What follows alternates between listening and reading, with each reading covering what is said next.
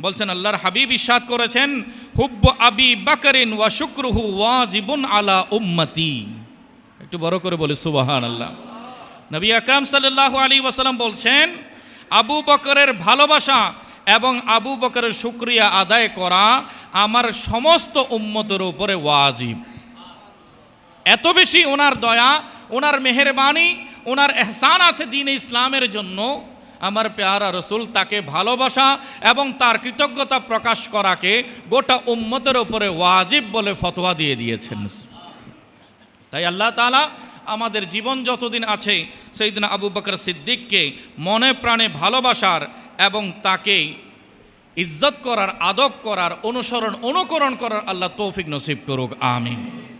قال الله تبارك وتعالى في محكم كتابه المجيد بسم الله الرحمن الرحيم إلا تنصروه فقد نصره الله إذ أخرجه الذين كفروا ثاني اثنين إذ هما في الغار إذ يقول لصاحبه لا تحزن إن الله معنا فأنزل الله سكينته عليه وأيده بجنود لم تروها وجعل كلمة الذين كفروا السفلى وكلمة الله هي العليا والله عزيز حكيم صدق الله مولانا العظيم وبلغنا رسوله النبي الحبيب الكريم ونحن على ذلك من الشاهدين والشاكرين والحمد لله رب العالمين مولاي صل وسلم دائما أبدا على حبيبك خير الخلق كلهم الحمد لله والشكر لله والصلاة والسلام على خير خلق الله মহামহিম রব্বুল আলামিন আহকামুল হাকিমিন আল্লাহ জাল্লা মাজদুহুর আলিশান দরবারে পাকে অসংখ্য অগন্ত শুকরিয়া আদায় করতে ঐতিহ্যবাহী হযরত জঙ্গি শাহ আল কুরাইশি রহমতুল্লাহি আলাই জামে মসজিদে ইবাদত বন্দেগীতে অংশ নেওয়ার লক্ষ্যে উপস্থিত হওয়ার তৌফিক দান করছেন। রব তাআলা দরবারে শুকরিয়া আদায় করে মোহাব্বতের আওয়াজে পেশ করি আলহামদুলিল্লাহ। रसूल करीम रऊफ़ रहीम सरकार मुस्तफ़ा अहमद मुजतबा मोहम्मद मुस्तफ़ा सल्लल्लाहु ताला अलैहि व आलिहि वसल्लमार पवित्र दरबारे रिसालते दुरूद व सालामेर हादिया पेश करछि। रब्बुल आलामीन आज पवित्र दिवसे पवित्र क्षणे पवित्र स्थाने आमादेर एई दुरूद व सालामके कबुल एवं मंजूर करुन, आमीन।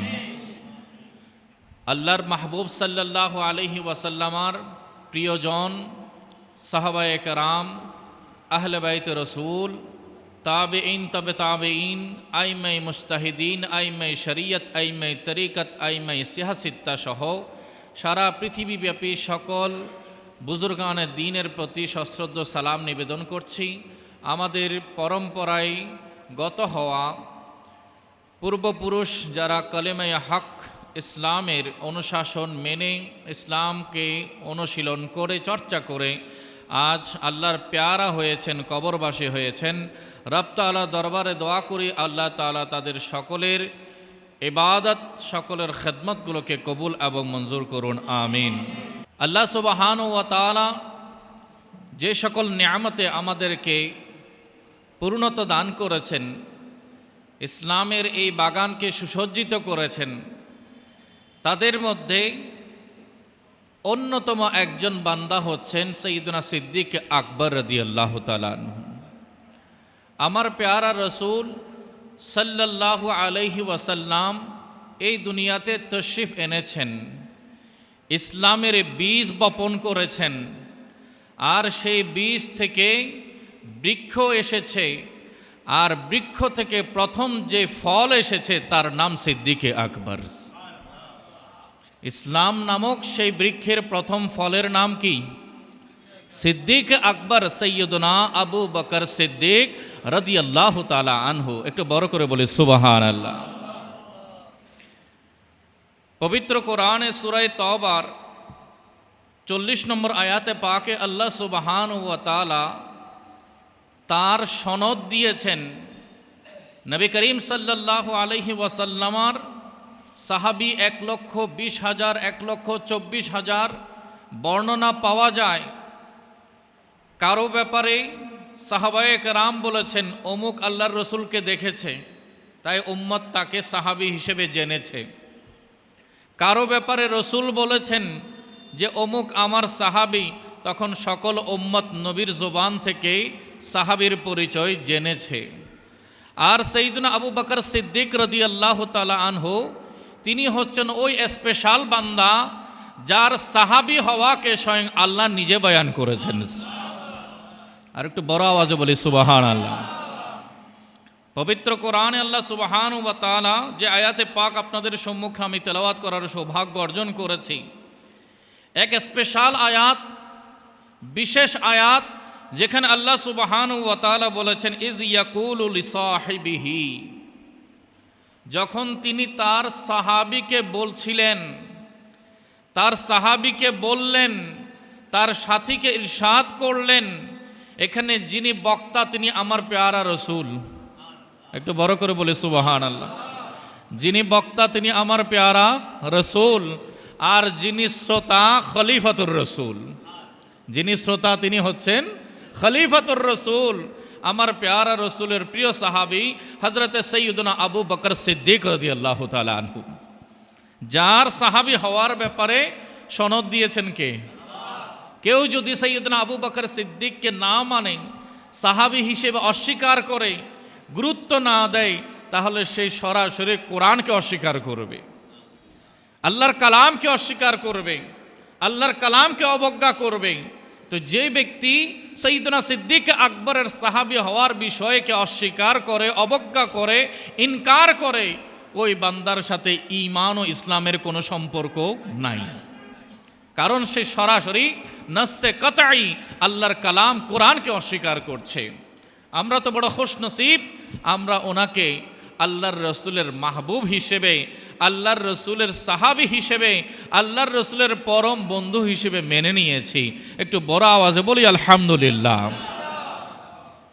আল্লাহ সুবহানাহু ওয়া তাআলা ইরশাদ করছেন ইল্লা তানসুরুহু, যদি তোমরা তাকে সহযোগিতা না করো, সাহায্য না করো, আমার রসুলকে যদি তোমরা সাহায্য না করো, তোমরা যদি রসুলের সহযোগিতায় এগিয়ে না আসো, জিহাদে যদি তোমরা অবতীর্ণ না হও, নবীর সাথে যদি তোমরা দিন প্রচারে অংশগ্রহণ না করো, নবীকে সার্বিকভাবে সহযোগিতায়, আর্থিক সহযোগিতা, শারীরিক সহযোগিতা, উপস্থিতির সহযোগিতায় তোমরা যদি কেউ শামিল নাও হও, আমার আল্লাহ বলছেন ফাকাদ নাসারাহুল্লাহ, আল্লাহ নিশ্চয় নিশ্চয়ই রসুলকে সহযোগিতা করবে।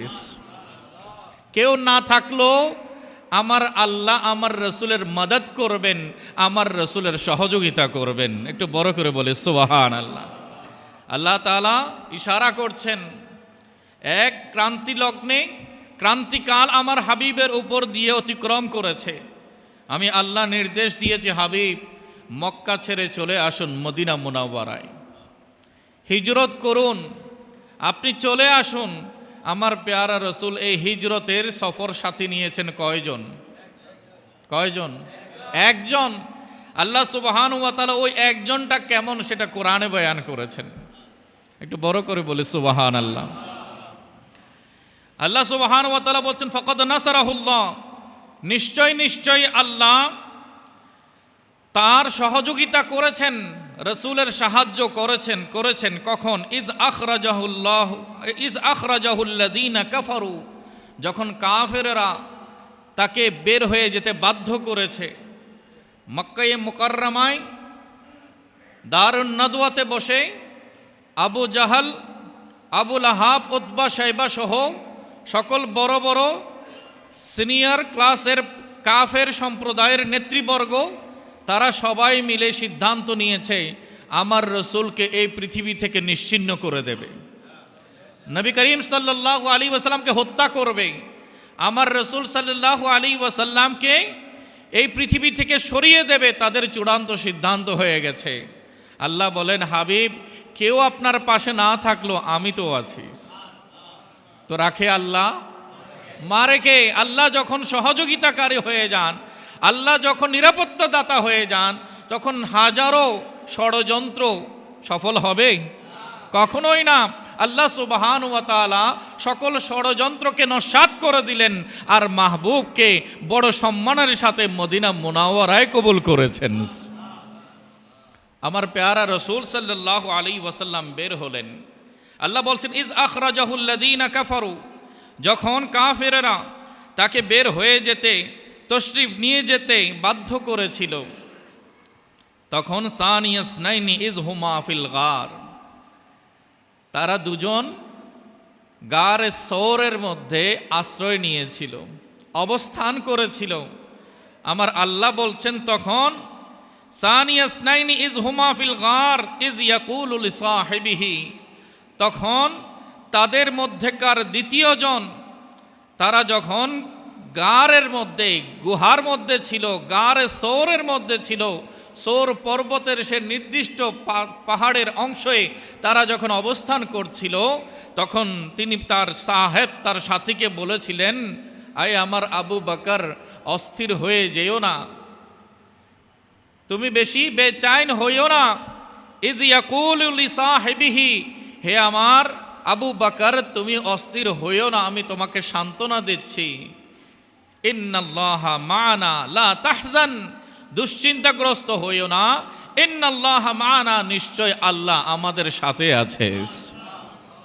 এই আবু বকর, গুহায় আমি আর শুধু তুমি নই, আমাদের সাথে কে আছেন? আল্লাহ আছেন।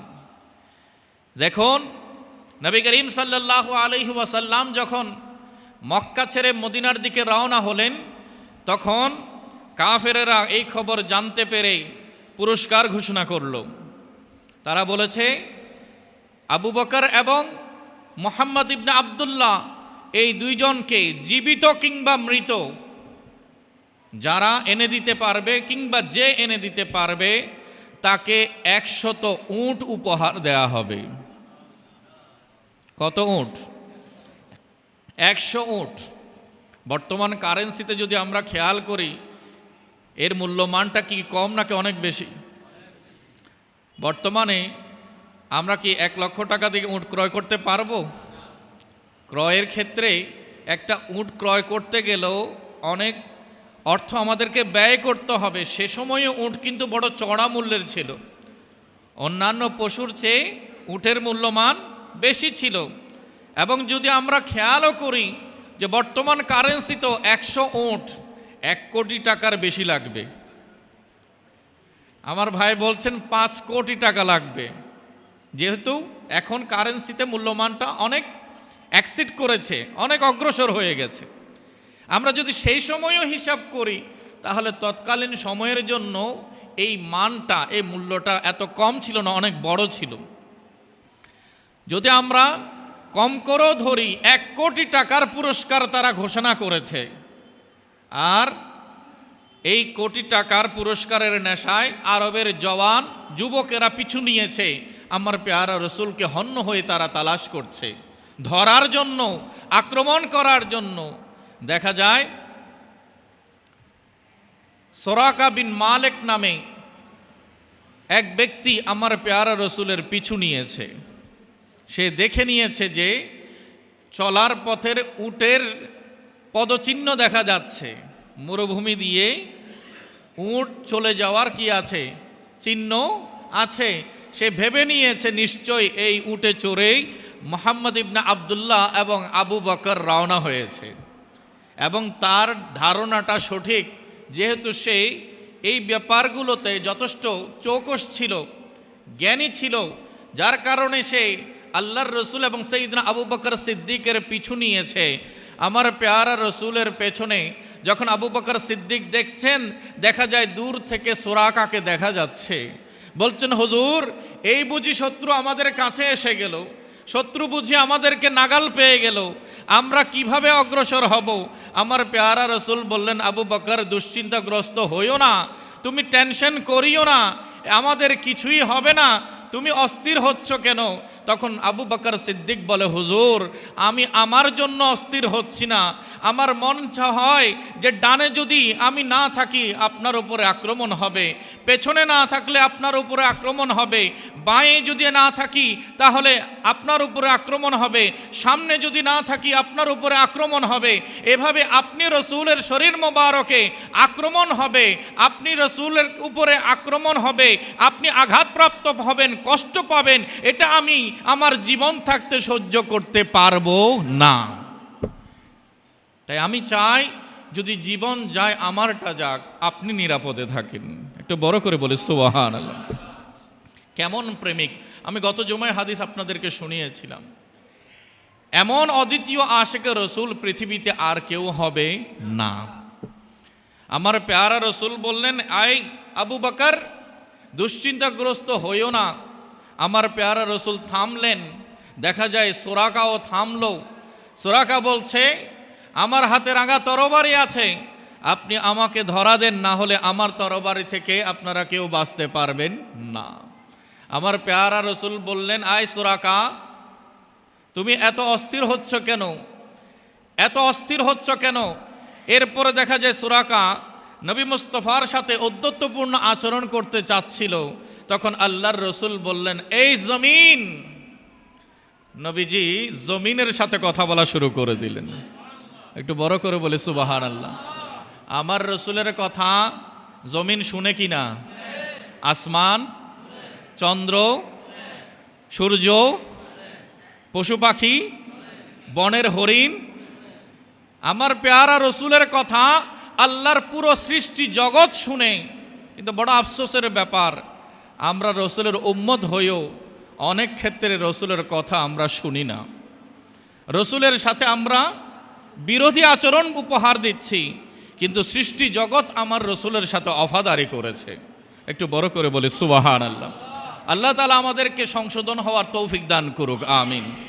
আমার পেয়ারা রসুল বললেন, হে জমিন, খুজিহি, তুমি সুরাকাকে পাকড়াও করো, সুরাকাকে তুমি গ্রাস করে নাও। দেখা যায় জমিন দুভাগ হয়ে গেছে, আর সুরাকা তার উট সহ অর্ধেক জমিনের মধ্যে ধসে গেছে। একটু বড় করে বলুন সুবহানাল্লাহ। তখন সুরাকা বলছে, হুজুর আমাকে ক্ষমা করে দিন, ক্ষমা করে দিন, আমি আপনার সাথে আর বেয়াদবি করব না। আমার রসুল সাথে সাথে আবার জমিনকে বললেন, আই জমিন, সুরাকাকে ছেড়ে দাও। সুরাকা দেখা যায় আবার অক্ষত অবস্থায় ওই সুরাকাকে তার উট সহ আমার পেয়ারা রসুলের হুকুম পাওয়ার সাথে সাথে জমিন বাহিরে ফেলে দিয়েছে।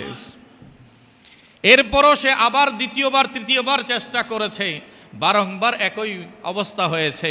এরপর আমার পেয়ারা রসুল বললেন, আই সুরাকা, তুমি অস্থির হইও না, আমার ওমরের যুগে কিসরা ও কাইসার, রোম ও পারস্য বিজয় হবে, আর পারস্য সম্রাটের মুকুট তোমার মাথায় শোভা পাবে। একটু বড় করে বলুন সুবহানাল্লাহ। আগামী আরও 4-5 বছরের সময়ে যে ঘটনা ঘটবে, আমার পেয়ারা রসুল আগাম তাকে শুনিয়ে দিয়েছেন।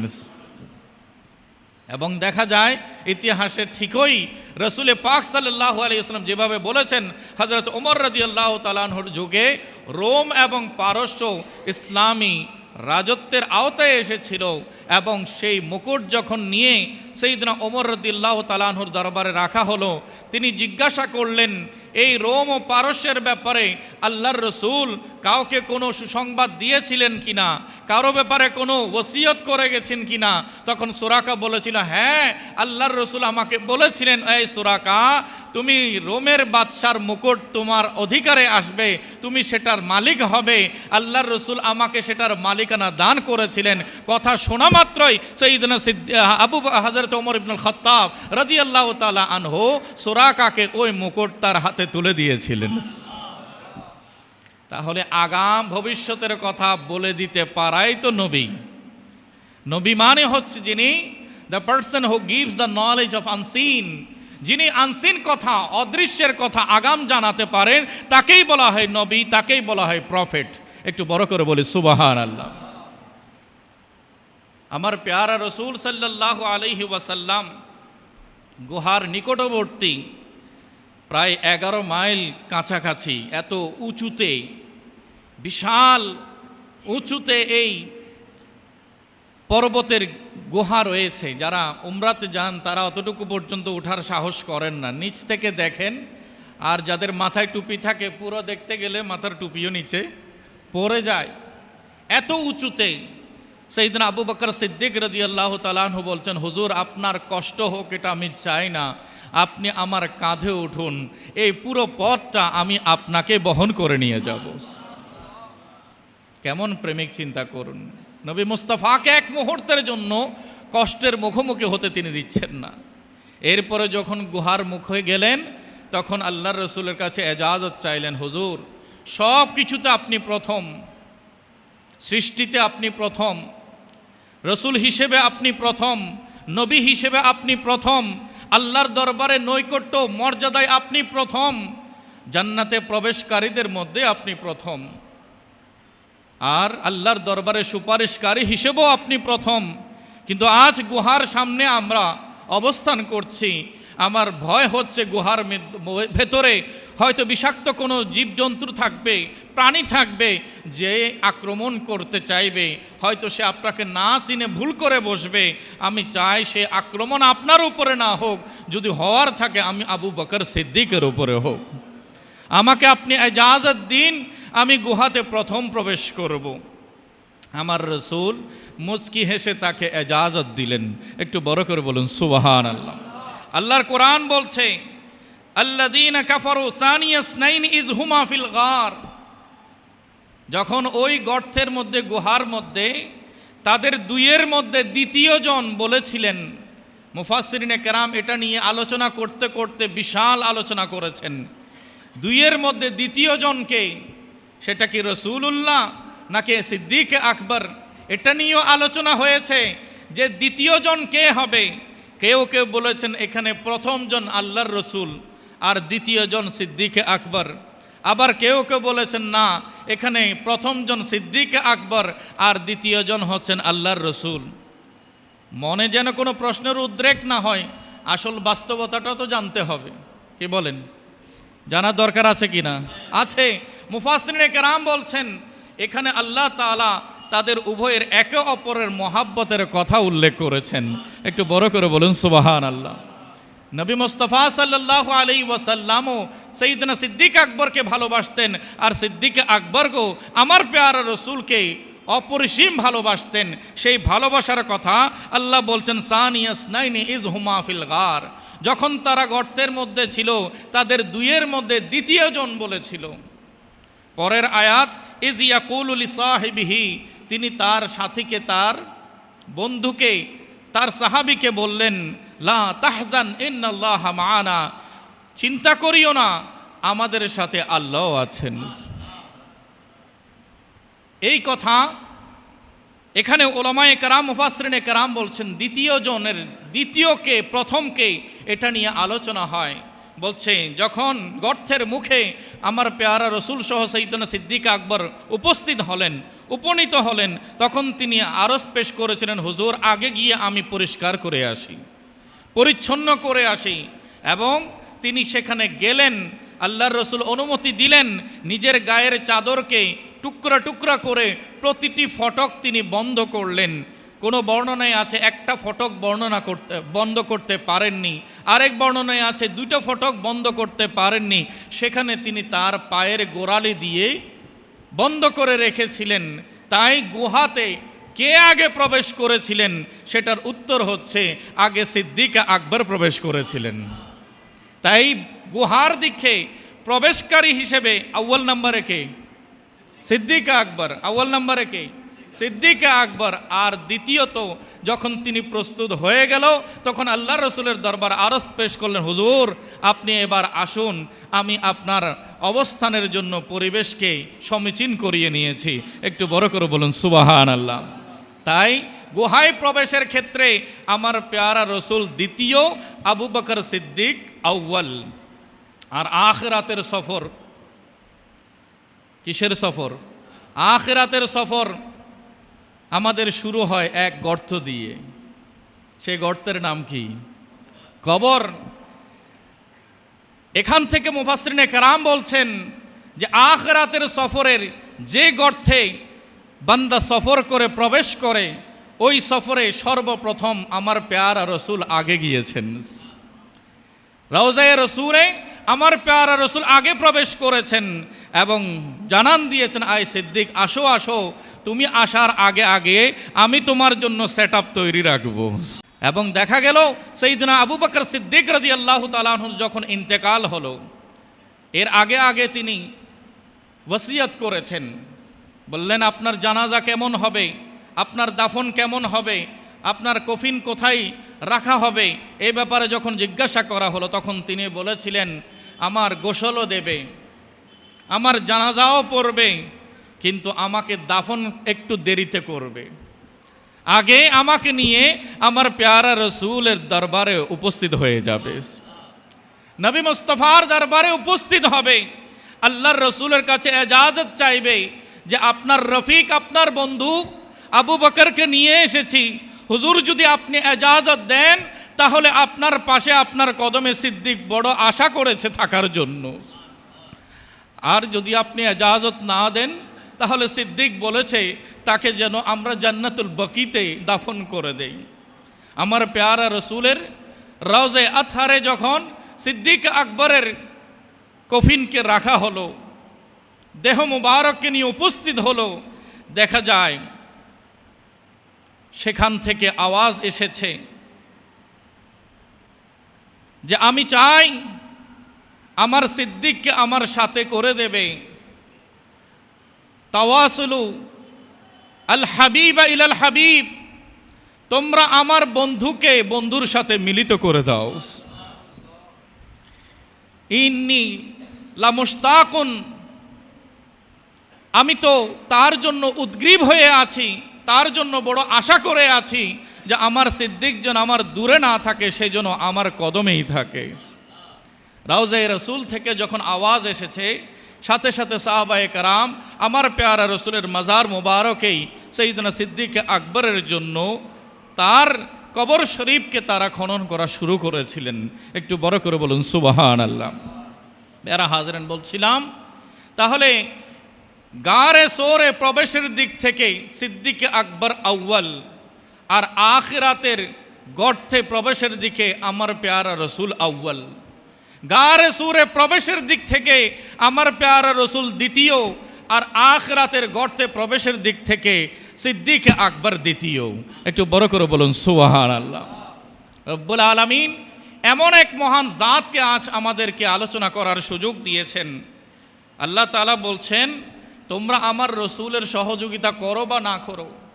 হিজরতের রাতের কথা কি মনে আছে? তার সাথে ছিল কয়জন? হিজরতের সেই গারে সুরের মধ্যে, সেই সফরের মধ্যে আমার পেয়ারা রসুলের সাথে ছিল কয়জন? একজন। আল্লাহ বলছেন, আমি তখনও তাদের সাথে ছিলাম। তোমরা থাকো না থাকো, তোমাদের থাকা না থাকাই আমার পেয়ারা রসুলের কোনো কমতি হবে না, কোনো ঘাটতি হবে না। আমি আমার পেয়ারা রসুলকে পাহারা দিয়ে রাখছি। আমার পেয়ারা রসুলের ইজ্জত ও সম্মান, এই দিনকে রক্ষা করার জন্য আমি আল্লাহ যথেষ্ট আছি। একটু বড় করে বলি সুবহানাল্লাহ। সাইয়েদনা সিদ্দিক আকবর রাদিয়াল্লাহু তাআলা আনহু, যার ব্যাপার আমার পেয়ারা রসুল বলেছেন, হযরত সাহাল বিন সাদ আস-সাদি রাদিয়াল্লাহু তাআলা আনহু থেকে হাদিস বর্ণিত, আল খতিব বাগদাদি তারিখ বাগদাদের মধ্যে 3য় খণ্ডের 71 নম্বর পৃষ্ঠার মধ্যে হাদিস নকল করছেন। বলছেন, আল্লাহর হাবিব ইরশাদ করেছেন, হুব্বু আবি বকরিন ওয়া শুকরুহু ওয়াজিবুন আলা উম্মতি। একটু বড় করে বলি সুবহানাল্লাহ। নবী আকরাম সাল্লাল্লাহু আলাইহি ওয়াসাল্লাম বলছেন, আবু বকরের ভালোবাসা এবং আবু বকরের শুকরিয়া আদায় করা আমার সমস্ত উম্মতের উপরে ওয়াজিব। এত বেশি ওনার দয়া, ওনার মেহেরবানি, ওনার এহসান আছে দ্বীন ইসলামের জন্য। আমার পেয়ারা রসুল তাকে ভালোবাসা এবং তার কৃতজ্ঞতা প্রকাশ করাকে গোটা উম্মতের উপরে ওয়াজিব বলে ফতোয়া দিয়ে দিয়েছেন। তাই আল্লাহ তাআলা আমাদের জীবন যতদিন আছে সাইয়েদনা আবু বকর সিদ্দিককে মনে প্রাণে ভালোবাসার এবং তাকে ইজ্জত করার, আদব করার, অনুকরণ করার আল্লাহ তৌফিক নসিব করুক, আমিন। সম্মানিত হাজরিন, আজ শুধু এতটুকুই আপনাদের কাছে আমার শেষ পয়গাম থাকবে। সাইয়েদনা আবু বকর সিদ্দিক রাদিয়াল্লাহু তাআলা আনহুর জীবনের 3টা বড় কাঙ্ক্ষিত বস্তু ছিল। বলছেন, হুজুর, লি আহাব্বু শাই সালাস, এই দুনিয়াতে আমার 3টা বিষয় বড় মহাব্বতের আছে। 1 নম্বরে বলছেন আন-নাজরু ইলাইকা, হুজুর আমার চোখ আমি খুলবো আর নজরের সামনে আপনার চেহারা থাকবে। আবু বকর সিদ্দিক বলছেন, হুজুর আন-নাজরু ইলাইকা, যে আমার দৃষ্টি থাকবে আর দৃষ্টির সামনে আপনি প্যারা রসুলের চেহারা মুবারক থাকবে। এরপরে বলছেন, আপনি আছেন, আমার জীবন আছে, আর জীবন আমি আপনার পাশে কাটিয়ে দেব। 3 নম্বরে আমার আশা হচ্ছে আল্লাহ আমাকে ধন সম্পদ দিবে, আর সেই সব সম্পদ আমি আপনি রসুলের সন্তুষ্টির জন্য কোরবান করে দেব। এই 3টা আশা সাইয়েদনা আবু বকর সিদ্দিক রাদিয়াল্লাহু তাআলা আনহু আমার রসুলের সামনে উপস্থাপন করেছেন।